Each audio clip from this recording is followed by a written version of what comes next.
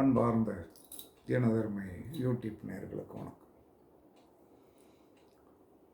பரணி நட்சத்திரத்தில் போய் பிறந்தவங்க தன்னுடைய வாழ்க்கையில் இதை நிரந்தரமாக கடைப்பிடிச்சிடும்.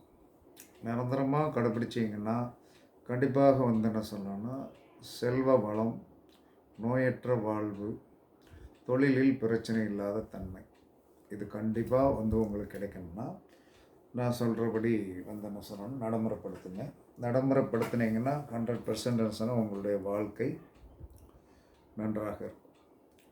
அப்போ வாழ்க்கை நன்றாக இருக்கும் அப்படின்னு சொல்லி பார்க்கும்போது என்ன செய்யணும் அப்படின்னா, பரணி நட்சத்திரத்தில் போய் பிறந்தவர்களுக்கு எப்பயுமே ராகு என்று சொல்லக்கூடிய நாகராஜரிடம் இருந்து தான் எனர்ஜி கிடைக்கும். இந்த நாகராஜர் என்று சொல்லக்கூடியது சில ஊர்களில் சின்ன சின்ன கோவில்களாக கட்டி வச்சுருக்காங்க. ராகுவுக்கு கோயில்கள் கட்டி வச்சுருக்குறாங்க. அப்போ அந்த கோவில்களில் நம்ம இப்போ பரணி நட்சத்திரத்தில் இருக்கிறவங்க எங்கே வேணாலும் நீங்கள் என்ன சொன்னால், உங்களுக்கு என்று ஒரு ராகுவுடைய அமைப்புடைய ராகு பாம்பு சர்ப்ப கோவில்களை பார்த்து வைத்துக் கொள்ளுங்கள். இந்த சர்ப்ப கோவில் உங்களுக்கு எனர்ஜியை கொடுக்கும். அப்போ சர்ப்ப கோயிலில் என்ன சொன்னால், 2 சர்ப்பங்கள் இணைந்த மாதிரி உள்ள ஏதாவது என்ன சொன்னால் எங்காவது அடித்து வைத்திருந்தார்கள் அப்படின்னா கண்டிப்பாக அது உங்களுக்கு ஒர்க் அவுட் ஆகும். அதை நீங்கள் போய் நின்னாலே ஒர்க் அவுட் ஆகும். அப்போ பரணி நட்சத்திரத்திற்கு எனர்ஜியை கொடுக்கக்கூடிய சக்தி சர்ப்பத்திடம்தான் உண்டு. இதை நல்லா தெரிஞ்சுக்கணும். அப்போ இதை எப்போ போய் நம்ம வழிபாடு பண்ணால் நமக்கு சிறப்பு அப்படின்னா, கார்த்திகை நட்சத்திரத்தில் போய் வழிபாடு. நம்ம கார்த்திகை நட்சத்திரத்தில் பரணி நட்சத்திரத்தில் போய் பிறந்தவர்கள் பரணி நட்சத்திரத்திற்குண்டான அந்த சர்ப்ப கடவுளை கார்த்திகை நட்சத்திரத்தில் போய் வணங்கணும். அப்போ கார்த்திகை நட்சத்திரத்தில் போய் வணங்கி என்ன சொன்னால், ஒரு நல்லெண்ணெய் தீபம் பெரிய கிளியஞ்சட்டியில் போடணும். ஒரு நல்லெண்ணெய் தீபம் பெரிய கிளியஞ்சட்டியில் போடணும். ஒரு விளக்கு என்ன சொன்னால் கிழக்க பார்த்து எரியணும், ஒரு விளக்கு வடக்க பார்த்து எரியணும். பெரிய கிளியஞ்சட்டியில் போட்டு அப்படிங்கும்போது அதில் உங்களுடைய செல்வாக்கு, பணம், பொருளாதாரம் சார்ந்த விஷயங்கள் கண்டிப்பாக உயரும். அப்போ இந்த பரணி நட்சத்திரத்தில் போய் பிறந்தவர்கள் முந்திரி பருப்பு கண்டிப்பாக தானம் பண்ணும். அந்த முந்திரி பருப்பு தானம் பண்ண பண்ண பண்ண பண்ண பண்ண பண்ண பண்ண பண்ண உங்களுடைய வருமானத்தால் ஒரு கர்மா வரும். ஆனால் வருமானம் என்பது பிறரிடம் இருந்து வரக்கூடிய ஒரு பணம் தான். அந்த பிறரிடம் இருந்து வரக்கூடிய ஒரு பணம் என்ன சொன்னோன்னா நமக்கு கர்மாவை கொண்டாந்து கொடுக்கும். உண்மையாகவே ஒருத்தட்ட இன்னைக்கு பணம் வாங்கினோம்னா அது என்ன ஒரு வேலையை பார்த்து பணம் வாங்கினோம்னா அதில் நமக்கு ஒரு கர்மா என்பது உண்டு. 2ஆம் இடம் ஒரு கர்மா பணம் தான் வரும். யார் என்ன சொன்னோன்னா சந்தோஷமாகவோ ஹாப்பினஸ்ஸாகவோ தானம் பண்ணுவது கிடையாது. அப்போ என்ன சொல்கிறாங்கன்னா இந்த பரணி நட்சத்திரத்தில் போய் பிறந்தவர்கள் அந்த 27வது நட்சத்திரமாகிய அசுவதி நட்சத்திரத்திற்கு உண்டான முந்திரி பருப்பை தானம் பண்ணும். அப்போ அந்த முந்திரி பருப்பை தானம் பண்ண பண்ண பண்ண பண்ண பண்ண உங்களுடைய கர்மா குறையும். அதற்கடுத்து உங்களுடைய 22வது நட்சத்திரமாகிய அவிட்ட நட்சத்திரத்திற்கு உண்டான தக்காளி சாதம் தானம் பண்ணுவது மிக மிக சிறப்பு. தக்காளி தானம் பண்ணுவது சிறப்பு. அப்போ எப்போ பரணி நட்சத்திரத்தில் போய் பிறந்தவர்கள் முந்திரி பருப்பு சாப்பிடக்கூடாது, தக்காளி சாதம் சாப்பிடக்கூடாது. தக்காளியை சில பேர் வெறுமனே நல்லா இருந்ததுன்னா சாப்பிடுவாங்க, அதையும் சாப்பிடக்கூடாது. ஏன்னா கர்மா நம்மளை பீடிக்கும். அதற்கடுத்து என்ன சொல்கிறோன்னா, இந்த உங்களுடைய மேசராசிக்கு 10 குடையவன், மேசராசி நீங்கள் மேசராசிக்கு 10 குடையவன் யார்? சனி. இந்த சனீஸ்வர பகவான் எந்த நட்சத்திரத்தில் உட்கார்ந்திருக்கிறாரோ, சனீஸ்வர பகவான் எந்த நட்சத்திரத்தில் போய் உட்கார்ந்திருக்கிறாரோ அந்த நட்சத்திரத்திற்கு உண்டான உணவை நீங்கள் தானம் பண்ணணும். அப்போ 3 விதமாக தானம் பண்ணணும். எப்படின்னா, 27வது நட்சத்திரத்திற்கு உண்டான உணவை தானம் பண்ணணும், 22வது நட்சத்திரத்திற்கு உண்டான உணவை தானம் பண்ணணும். அதற்கடுத்து என்ன சொல்கிறேன்னா, இப்போ அந்த ராசிக்கு 10 குடைவன் சனி, அந்த ராசிக்கு பத்தக்கூடிய சனீஸ்வர பகவான் எங்கே இருக்கிறாரோ அந்த எந்த நட்சத்திரத்தில் போய் உட்கார்ந்திருக்கிறாரோ அந்த நட்சத்திரத்திற்கு உண்டான உணவை கண்டிப்பாக தானம் பண்ணணும். இப்படி தானம் பண்ணும்போது என்ன நடக்கும் அப்படின்னு நான் என்ன சொன்னேன்னா உங்களுடைய கர்மாக்கள் அப்படியே கம்ப்ளீட்டாக குறையும். கம்ப்ளீட்டாக உறுதியாக எந்தவித மாற்று கருத்தும் இல்லை. ரெஸ்ட்ரிக்டட் ஆகும். இதுதான் ஜோதிடத்தில் கடைசி பரிமாணம். இதற்கு பிறகு பரிமாணங்களோ இதற்கு அப்பாற்பட்டு எதுவுமே இல்லை. அப்போ 27வது நட்சத்திரத்திற்கு உண்டான உணவை தானம் பண்ணுவது, 22வது நட்சத்திரத்திற்கு உண்டான உணவை தானம் பண்ணுவது, நம்மளுடைய ராசிக்கு 10 குடையவன் என்று சொல்லக்கூடிய கிரகம் உட்கார்ந்த நட்சத்திரத்திற்கு உண்டான உணவை தானம் பண்ணுவது, இதை ஒரு மனிதன் ஆல்ட்ரேஷன் பண்ணிக்கிடுங்க. எப்படி ஆல்ட்ரேஷன் பண்ணிக்கிடுங்க அப்படின்னா, ஒரு மாதத்தில் என்ன சொல்கிறேன்னா டெய்லி தானம் பண்ணணும் அப்படிங்கிற அவசியம் கிடையாது. 10 நாளைக்கு ஒரு இந்த 3 பகுதி இருக்கு இல்லையா, முந்திரி பருப்பு நீங்கள் அஸ்வதி நட்சத்திரத்திலே தானம் பண்ணலாம். முந்திரி பருப்பு அஸ்வதி நட்சத்திரத்திலே தானம் பண்ணலாம். சரி, உங்களுடைய 22வது நட்சத்திரமாகிய அவிட்டத்திற்கு உண்டான நட்சத்திர நாளில் தக்காளி சாதம் தானம் பண்ணலாம், தக்காளி பழம் தானம் பண்ணலாம். உங்களுடைய 10 குடையவன் என்று சொல்லக்கூடிய சனீஸ்வர பகவான் நின்ற நட்சத்திரம் 27 நாளைக்குள்ளே வரும் இல்லையா, அந்த நட்சத்திரத்திற்கு உண்டான உணவை அந்த நட்சத்திரம் வருகின்றன்றே பண்ணுங்க. இப்படி பண்ணி வரும்போது என்ன சொல்கிறேன்னா, நமக்கும் இலகுவாக இருக்கும். 10 நாளைக்கு ஒருக்க என்ன சொல்கிறேன்னா, நம்மளால் முடிஞ்ச வரைக்கும் 100 ரூபா இல்லை 50 ரூபா நல்லா திறமை வாங்கி கொடுக்கணும்னா உங்களுடைய தகுதி 100 ரூபா தான், அவ்வளோதான். அப்போ மாதத்தில் 3 முறை என்ன சொல்கிறேன்னா 27வது நட்சத்திரத்திற்கு உண்டான உணவு, 22வது நட்சத்திரத்திற்கு உண்டான உணவு, அதற்கடுத்து என்ன சொல்கிறான்னா கர்ம 10 குடையவன் என்று சொல்லக்கூடிய சனீஸ்வர பகவான் உட்கார்ந்துருக்கிற நட்சத்திரத்திற்கு உண்டான இந்த 3ஐயும் மறக்காமல் தானம் பண்ணிடணும். மாதம் ஒரு முறை என்ன சொன்னால் கார்த்திகை நட்சத்திரம் வருகின்ற என்று நாகராஜரை வழிபாடு பண்ணணும். நாகராஜரை நீங்கள் தான் தேடி கண்டுபிடிச்சிக்கணும். எப்பயுமே நம்ம என்ன சொல்கிறோன்னா எங்கெங்கோ கோவில்கள் சொல்லப்பட்டுள்ளது. தமிழ்நாட்டில் என்ன சொல்கிறேன்னா எங்கெங்கோ கோயில்கள் சொல்லப்பட்டுள்ளது. அதெல்லாம் நமக்கு என்ன சொன்னால் ஏற்புடையதாக இல்லைன்னா அதுக்கெல்லாம் நாள் ஒழிஞ்சு போக முடியாது. நம்ம ஏரியாக்குள்ளே எங்கே இருக்கிறதோ கண்டிப்பாக இருக்கும், இல்லாமலாம் போகாது. எப்பயுமே என்ன சொல்கிறேன்னா அதாவது ஒரு ஒரு ஒரு மனிதன் என்பவன் என்ன சொல்கிறான்னா, இப்போ ஒரு கடவுளை தேடி போயிடும். திருநாகேஸ்வரத்தில் இருக்கிற கடவுள் தான் என்ன சொல்கிறான்னா அந்த பலனை கொடுப்பாரா அப்படின்னா, சாதாரணமாக எந்த ஊரில் சர்ப்பங்கள் சார்ந்த விஷயத்தில் பிரதிஷ்டை பண்ணப்பட்டிருந்தாலும் அந்த இடத்திற்கு நாம் யார் சம்பந்தப்பட்டவர்கள் போகும்போது கண்டிப்பாக அந்த பலன் உண்டு. அது சம்பந்தப்பட்டவர்கள் போகும்போது என்ன சொல்கிறான்னா, திருநாகேஸ்வரத்தில் இருக்கிற அதே கடாட்சம் என்ன சொல்கிறான்னா, உங்கள் ஊரிலே என்ன சொன்னால் அந்த சர்ப்பம் சார்ந்த கோவில்களுக்கு நீங்கள் போனீர்கள் என்று சொன்னால் உங்களுக்கு கிடைக்கும். இது எல்லாரும் தெரியாமல் தான் என்ன சொல்கிறான்னா டிஸ்டன்ஸாக இருக்குது அப்படின்னு சொல்லிட்டு நீங்கள் போகாமல் விட்டுருதீங்க.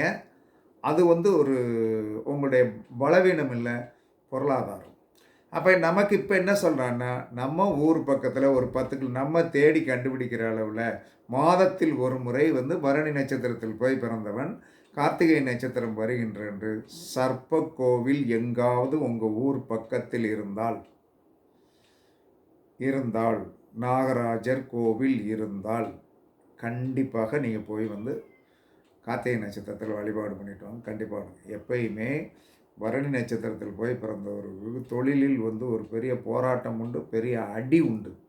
அப்போ அந்த அடி உண்டு அப்படிங்கிறது, அந்த அடி உண்டு அப்படிங்கிறத சமாளிப்பதற்காகத்தான் உங்களுக்கு என்ன சொல்கிறேன்னா தக்காளி சாதமும் தக்காளியும் தானம் பண்ணுங்கள்.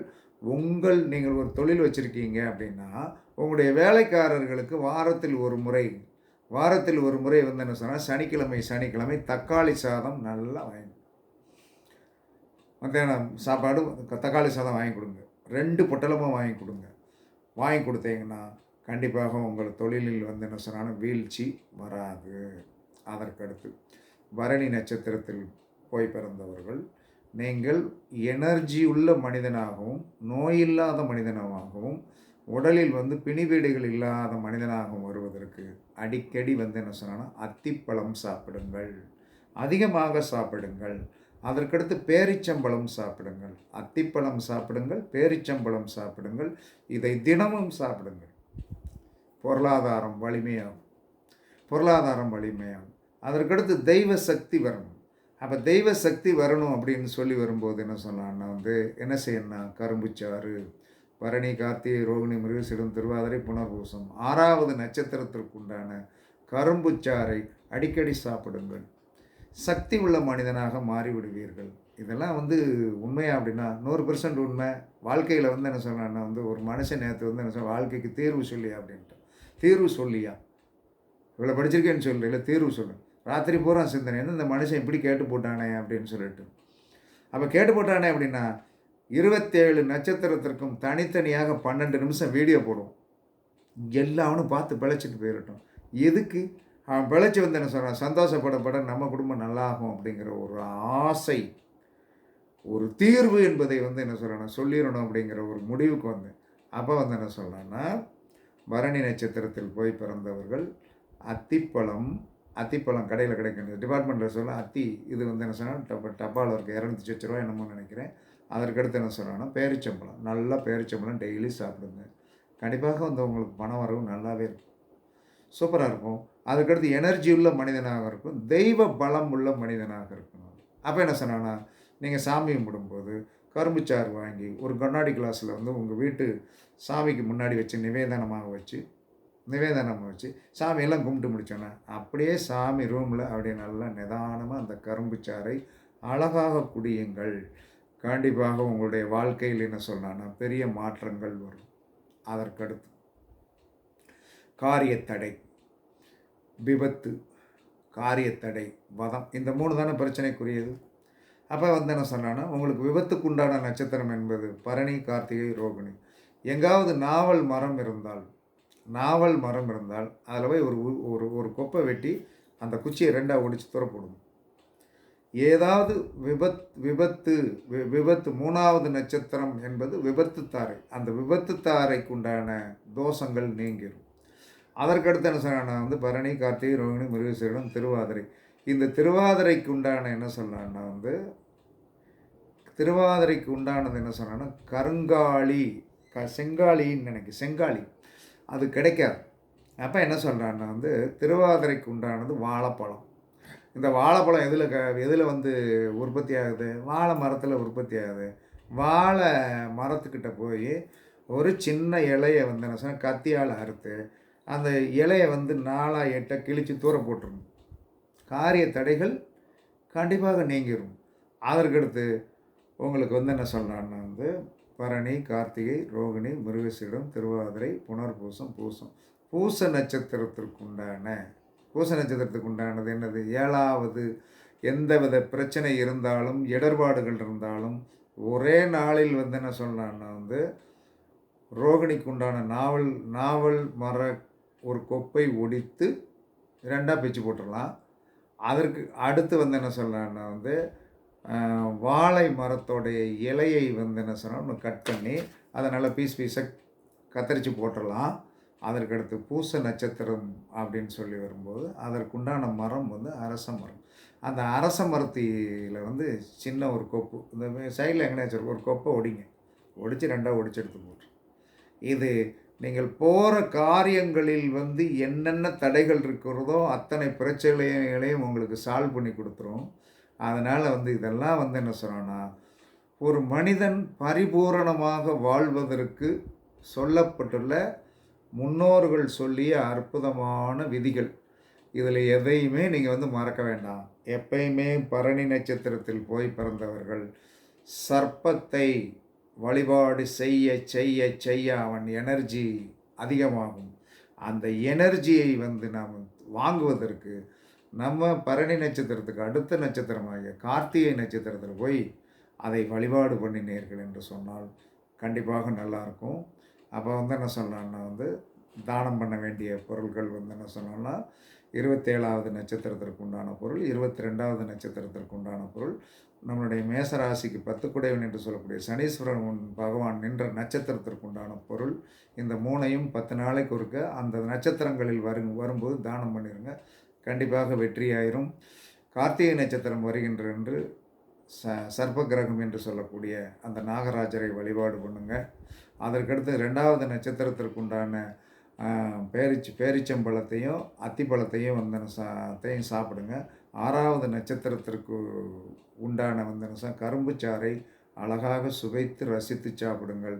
தேஜஸ் உள்ள மனிதனாக, அற்புதமான மனிதனாக, அறிவுள்ள மனிதனாக கண்டிப்பாக வந்துடுவீங்க. இந்த மாதிரியெல்லாம் ஒரு வீடியோ போடுவோன்னு நான் கனவுல கூட நினைக்கல.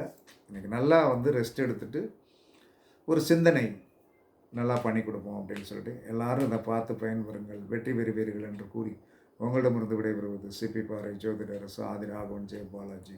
சுகமே சூழ்க, சுகமே சூழ்க. வாழ்க வளமுடன், வாழ்க வளமுடன். வணக்கம், வணக்கம்.